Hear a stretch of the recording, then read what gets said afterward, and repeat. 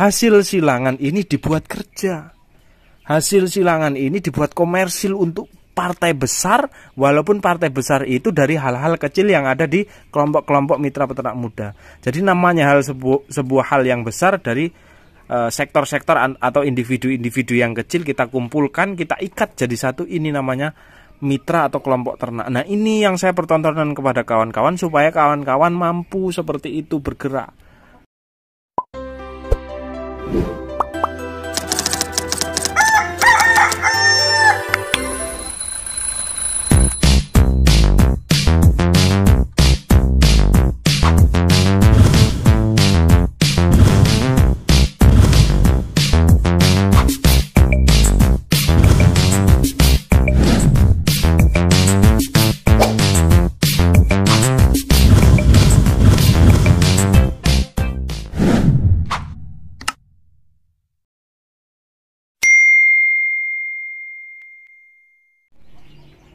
Halo, assalamualaikum warahmatullahi wabarakatuh, sedulur peternak muda.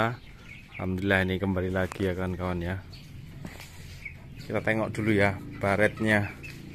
Mantap kawan ya, gede ya. Ini sengaja nih, pasti habis baret di syuting, pasti habis lignan di syuting. Yang nanyain lignan dijual nggak, lignan dijual nggak. Jadi begini kawan, lignan itu bukan hak milik saya hanya dititipi oleh orang. Jadi kalau saya jual ya jangan, dan pesannya memang untuk dikembangkan. Jadi kawan-kawan, kalaupun yang memang cari lignan nggak dapet yang bagus, kawan-kawan bisa pakai cari merawang yang bagus. Itu udah cukup kok. Untuk baret kan juga banyak ya di mana-mana ya. Yang ini biar tak pakai dulu gitu loh kawan-kawan. Yang ini cuma ada berapa ekor kok. Ya kan, karena baret saya rapatkan lagi ya, saya seleksi lagi ya. Ini pulet pencetak Black Permut ya, kita sandingan dengan Australian Orpington ya. Cantik kawan ya, kelabu tapi kakinya kuning gitu kan.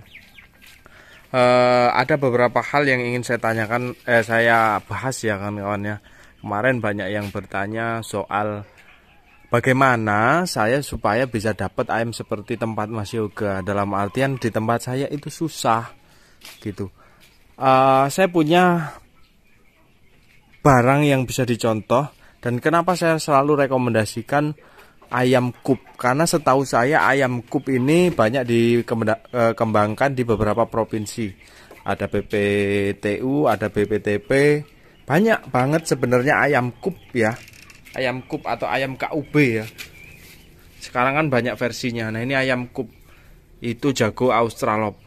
Ini adalah sumbangan daripada kelompok ternak Lampung Timur, titipan ya, bukan sumbangan, minta untuk disilangkan. Itu saya pilihkan Australop yang posturnya luar biasa, jos, gede, dan itu masih muda, masih berapa bulan lupa saya, yang jelas masih muda, jalurnya belum ini, jadi masih mau gede lagi. Penyilangan satu kali ini adalah untuk apa? Untuk membantu dan untuk memberi contoh bagi kawan-kawan yang ada di manapun berada. Saya sarankan daripada Anda inbreeding terus-terusan terus akhirnya downgrade seperti ini. Ini yang paling gede, ini cuma yang kelabu nih kupnya, sama yang hitam berapa. Nah, ini yang hitam ini. Ini nggak tahu saya beratnya berapa, 2 kilo mungkin ya. Ada 2 kilo. Karena kup ini adalah rancangan para orang hebat, dan kup ini memang sumber genetiknya adalah dari ayam lokal Indonesia, dan yang paling kental masuk di dalam kup ini adalah ayam kedu. Seperti ayam punya saya ya, kedu itu juga ada darah untuk pengisinya. Jadi ayam lokal Indonesia ini terlihat ramping seperti ini, tapi padat. Dan ciri khas padat alot itu adalah ciri khas daripada ayam kampung. Nah, makanya menyilangkan ayam juga nggak bisa Anda tumpuk-tumpuk semua pakai ayam luar negeri semua. Karakteristiknya itu jangan sampai loncat gitu loh. Nggak bisa kan kawan menyilangkan. Saya punya beberapa ayam Australop itu bulunya lumayan tebal. Nah, bagaimana supaya bulunya ini di DOC pedagingnya nggak tebal? Kalau DOC kalau induk kita silangan daripada Australian Orpington atau Australop. Kup ini bagus. Produksinya dari 5 ekor ini kadang 3, 2 ya, kadang juga 4. Cuman telurnya memang masih kecil banget ya. Karena memang ya ayamnya tidak terlalu besar. Tapi kalau kup ini diseleksi, taruhlah seperti 2 ekor yang ini nih, kelabu dan hitam, saya yakin telurnya gede-gede. Karena dari 5 ekor ini yang gede cuma 2, kadang 1, kadang 2, kadang 1. Yang lain telurnya kecil, saya nggak ngerti. Mungkin memang kurang pas atau ini bukan kup ASI, kita nggak ngerti ya. Jadi yang benar-benar lulus daripada segi seleksi ini yang kelabu sama yang hitam sebelah sana. Tapi dari segi seleksi fenotip ini sudah lulus semua. Ya, jenggernya wilah. Ya. Ini adalah ciri-ciri tipe petelur. Tapi untuk benar-benar memantapkan daripada sisi fenotip atau tampilan ayam 2 ekor ini, kelabu dan yang hitam ini. Semok kan beda ya kawan-kawan ya. 1, 2 ini dengan yang lain. Ramping ya, badannya agak panjang. Kalau suruh semok-semokan, semok yang ini. Dan saya yakin 2 ekor 2 butir sehari, kadang 1 butir sehari. Ini jelas telur lagi ya bos ya. Kayaknya telurnya ini. Saya yakin telurnya yang ini. Ya. Ini kan pasti ya. Yang gede antara kelabu dan hitam ini kan. Kelabu dan hitam. Oh ya, biar dihidupin sama bos lampunya. Kalau wayang ngendok kan baru tak lihat gitu. Gini, coba kan beda kan kawan ya. Nih, terang nih. Beda ya. Nah, mantap lagi kawan-kawan kalau bisa pilih ekor yang seperti itu, seperti kipas saya menyebutnya. Nah, ini ya bisa karakter seperti daripada fenotipnya kan semok, bisa seperti. Nah, coba bandingkan dengan yang ini. Ini jenggernya wilahnya sudah nggak sempurna. Ya dari tatapan matanya entah asli atau bukan saya nggak ngerti. Jadi menurut saya kurang semok dibanding kelabu dan yang hitam di atas tuh, bedanya kan. Nah, real ya, itu adalah cara memilih. Jadi kawan-kawan yang di daerah jauh ya, manfaatkan yang ada. Dan itu masih potensial. Saya waktu itu teleponan dengan kawan-kawan yang ada di Sulawesi, di Kalimantan. Curhatannya adalah adanya cuma ayam ini, nggak apa-apa. Dengan HDP ayam 50%, harga jualnya di sana lumayan loh. Harga jualnya sangat beda dengan di sini. Apalagi Anda bisa olah pakan. Oke, pakan induknya kalau jadi peternak mandiri, pakan pabrikan nggak masalah. Supaya kualitasnya jos, hasilnya jos. Tapi pembesarannya Anda bisa mainan azola, Anda bisa mainan maggot. Banyak alternatif yang bisa kita gunakan di ayam kampung pedaging. Anda bisa olah ampas tahu, Anda bisa olah limbah-limbahan, apapun itu bisa Anda olah. Kenapa? Karena itu titik yang paling aman untuk Anda olah pakan. Walaupun akan menyebabkan FCR membesar dan panennya molor, itu pasti. Tetapi di situ titik amannya. Karena apa? Anda hanya mengejar pertumbuhan. Lah kalau di induk Anda mainan, pakan nggak pas, nutrisinya kurang pas, produksi nurun. Kalaupun tidak nurun, hasil DOC-nya jelek, telurnya kecil. Malah itu adalah suatu hal kerugian bagi saya. Jadi untuk kawan-kawanku, saran yang curhatan di kolom komentarnya, di tempat saya belum ada ayam seperti tempat sampean mas. Suatu saat harus ada, ya. Suatu saat harus ada.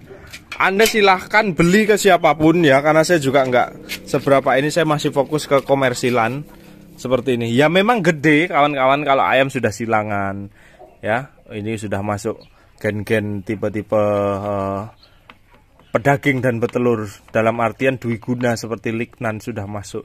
Ya memang besar, hasilnya memuaskan, telurnya besar, ya kan tuh. Ya memang memuaskan. Saya kira semua kawan-kawanku pasti yang menonton videoku, saya paham Anda pasti pingin. Cuman kan ya jangan lihat sayanya yang sekarang, proses yang saya lalui. Jadi dalam hal ini kawan-kawan, solusi terbaiknya manfaatkan dulu yang ada di kandang. Untung tidaknya kan yang tahu kawan-kawan nih. Oh masih untung apa? Wah nggak masuk nih udah. Ya kawan-kawan lakukan sebuah inovasi atau terobosan lain. Mantap lagi kawan-kawan, itu beli ayam jadi. Rekomendasi ayam-ayam apa saja yang ada di Indonesia. Saya sebutkan merek yang sudah ada.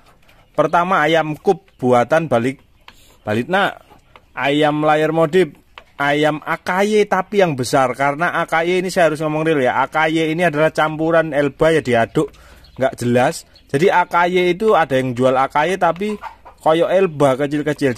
Tapi AKY yang sebenarnya itu besar, karena pasti ada darah merawangnya. Kalau saya lihat dari tampilannya besar. Jadi pilih yang besar itu. Karena kan kalau minta dari saya pun masih nggak ngerti kapan bisa mensuplainya, karena saya fokus menggiring atau fokus mempertontonkan kepada kawan-kawan progres beternak, bukan hanya satu sisi keuntungan di saya. Dalam artian begini, ini bukan kok menyinggung siapapun ya, dalam artian begini, saya kira ini berbicara manfaat ya. Dalam artian ketika saya berhasil menyilangkan, saya jajakan ke umum nih, saya jual ke umum, sudah gitu kan. Jadi saya nggak ada bedanya dengan kawan-kawan yang lain mungkin ya. Kalau saya yang saat ini saya pengen pertontonkan dan saya pengen sajikan ke kawan-kawan adalah bagaimana saya beli ayam mahal-mahal, beli ngimpor ayam mahal-mahal, saya silangkan jadi produk jadi, tapi langsung dipakai untuk kelompok saya sendiri dan untuk mensasar demand atau pasar pokok daripada usaha ayam kampung ini. Kan sudah sering ku bilang bahwasanya namanya usaha ayam kampung ini ya, itu fokus akhirnya itu ya di atas piring antara telur konsumsi maupun daging. Nah, bagaimana kita kalau saya mengikuti tren nyilang-nyilangin jual induk, terus kalau saya jual induk terus untuk ke ini, kapan peternak rumahan ini menyambut atau menjemput atau merebut pasar terbesarnya? Pasar terbesarnya di dunia ayam kampung ini bukan di induk loh kawan-kawan. Kalau kawan-kawan tahu ya, pasar terbesarnya itu di pedagingnya di dunia ayam kampung ini. Kalau induk ini saya yakin kok, dalam artian begini, saya pun nanti ke depan harus berpikir ketika mitra-mitra sudah selesai, kalaupun umum, kalaupun ayam silangan saya tidak laku, saya pun harus mikir, berarti saya juga harus mainan di hasil akhir, yaitu DOC pedaging atau ayam pedaging seperti awal mula saya memulai usaha peternakan ini. Jadi ketahuilah bahwasanya jangan tertipu dengan euforia yang ada, semua menyilang-menyilangkan tanpa tujuan yang jelas. Oke, dilihat potensi deh. Kita harus bicara fakta. Anda beli ayam, silahkan ayam materi seperti Australorp dan Baretrok, silahkan. Anda jajakan juga tidak masalah. Tapi suatu saat pasti ada masanya. Saya yakin betul. Anda menyilangkan ayam, Anda jual induk. Suatu saat pasti ada masanya. Jangan lupa bahwasannya harus juga dimainkan di hasil akhirnya. Jadi harus imbang kawan-kawan. Ya namanya usaha di bidang komoditi pokok ya. Jadi ya mau nggak mau konsep usahanya ya harus fokus di komoditi pokok itu, yaitu telur konsumsi ataupun final ataupun daging daripada ayam kampung ini. Jadi itu wajib, itu harus terfokuskan, jangan melenceng dari situ. Kalaupun Anda petelur ya Anda jual telur, itu juga pasarnya harus dimainkan. Kayak saya seperti ini nih ya, kan sudah terlink nih, tapi kan sementara yang mengcover itu para mitra-mitra. Link DOC pedaging yang nanti yang nyeterin mitra, link RPA atau rumah potong ayam atau kebutuhan daging mingguannya juga yang memenuhi mitra. Nah suatu saat ketika saya sudah pegangan seperti itu, mau tidak mau, kalaupun nanti saya sudah ada rezeki untuk bangun kandang, ya saya harus ikut kecimpung di situ. Karena itu realnya usaha di ayam itu. Jangan, kalau ada bahasa jangan ngikutin tren, masih. Saya menyilangkan ayam dengan tujuan yang jelas. Saya menyilangkan ayam untuk saya cetak komersil. Dan kalau dibandingkan kawan-kawan, maafnya ngomong, DOC-nya ini hanya 10.000 untuk kalangan mitra. Bayangkan 10.000 dengan DOC pedaging ulu itu nggak jauh beda. Ulu aja cuma ulu aja sudah 9.500, bahkan sampai 10.000. Berarti kan dengan fungsi yang berbeda, dengan jangka pakai yang berbeda, ini sudah sangat murah. Menurut saya itu hitungan sangat murah untuk mitra. Ulu dipelihara 60 hari potong. Ini dipelihara untuk pabrik, untuk ATM penghasil uang kita selama bertahun-tahun. Ayo, saya mengalahkan sebuah nafsu itu untuk menjual, menjajakan ke mitra, tak larang no. Dan saya juga mengalahkan nafsu untuk menjual ke umum. Kalau ke umum saya target di 15.000 itu mentok ya, paling besar. Itu ke umum. Coba kalau dipikir untung mana? Mending saya jual ke umum apa ke mitra? 15.000 ke umum, 10.000 ke mitra. Kalau dipikir ngapain Mas Yoga nggak jual ke umum? Enggak. Sudah banyak ayam-ayam yang liaran di sana. Saya mau mempertontonkan bahwasannya hasil silangan ini dibuat kerja. Hasil silangan ini dibuat komersil untuk partai besar, walaupun partai besar itu dari hal-hal kecil yang ada di kelompok-kelompok mitra peternak muda. Jadi namanya sebuah hal yang besar dari sektor-sektor atau individu-individu yang kecil kita kumpulkan, kita ikat jadi satu, ini namanya mitra atau kelompok ternak. Nah ini yang saya pertontonkan kepada kawan-kawan supaya kawan-kawan mampu seperti itu bergerak.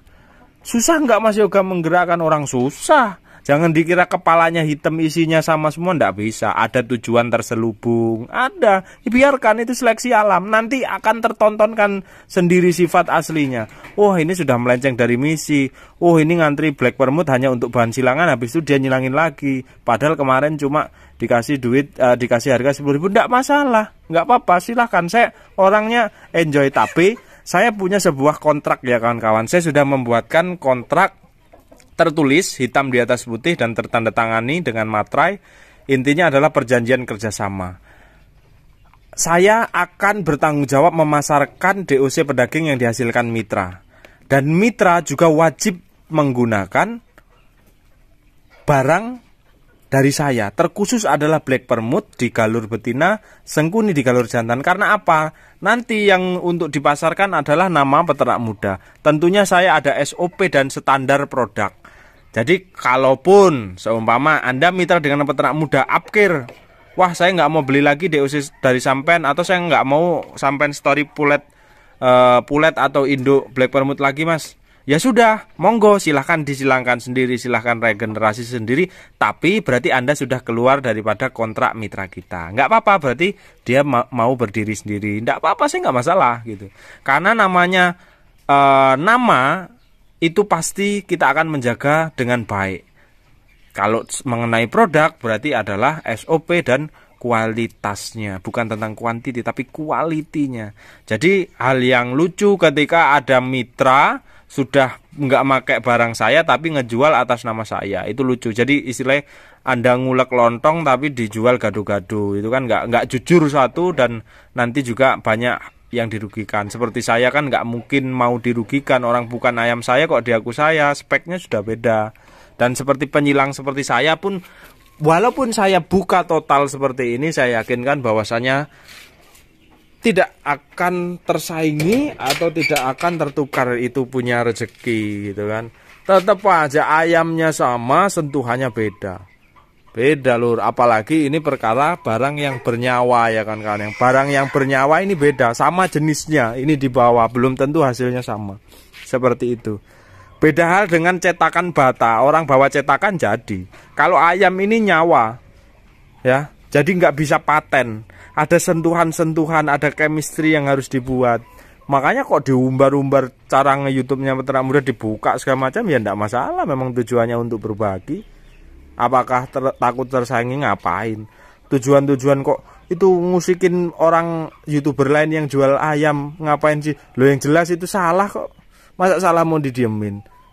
Sebelum saya bicara seperti itu kan saya juga sudah mengalami, sudah melakukan sendiri. Jadi hal-hal yang tidak mungkin jangan sampai disampaikan seenaknya di YouTube, karena nanti akan memperburuk citra YouTube Televite ini. Ada yang berbagi sesuai pengalaman, ada yang seenaknya sendiri untuk memanfaatkan apa pemula-pemula. Aku bilang setiap harinya bahkan tercetak puluhan bahkan ratusan peternak pemula yang ada di dunia ini. Nah itu yang perlu kita giring dan kita bimbing. Nah itu kawan-kawan sedikit ocehan dari peternak muda di sore hari ini pulang kerja. Jadi tetap semangat untuk bertahan di peternak ayam kampung. Saya salam hormat pokoknya lah untuk kawan-kawan yang memilih usaha ayam kampung ini dengan segala resiko yang ada. Tapi saya jelaskan bahwasanya memang ayam kampung ini masih sangat potensial dengan modal yang tidak terlalu besar tapi putaran siklusnya cepat. Ya, tetap semangat. Saya Ria. Assalamualaikum warahmatullahi wabarakatuh. Salam sukses Timewir, kiwir-kiwir. Love you full semuanya.